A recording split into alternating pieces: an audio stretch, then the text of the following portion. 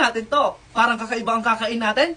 Pulang Pikachu sa kayang surprise doll at carton egg. Tara, let's go! First, yung surprise egg. Pero syempre guys, bago natin kainin yan, don't forget to follow me and comment sa comment section. At wag na rin kalimutan na i-share ang video natin ha. Tikman na nga natin tong surprise egg na to, kung anong laman niya. Tingnan natin. Ayan. Wow. Ito yung pinaka-chocolate niya. Tikman natin yan.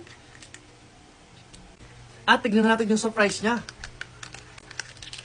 Ay, eto siya.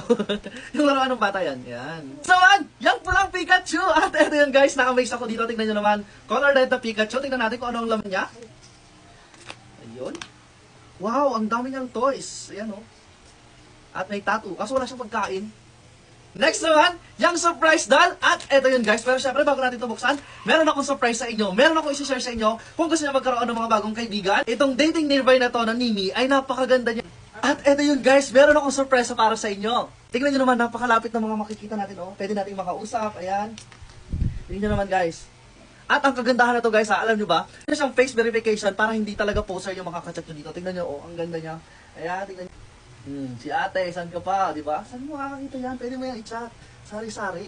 Kaya ano pang hinihintay nyo? I-try nyo na din mag-Nimi dating nearby. Ano itong surprise na to? Tingnan na natin. Ayan. Wow! Stickers!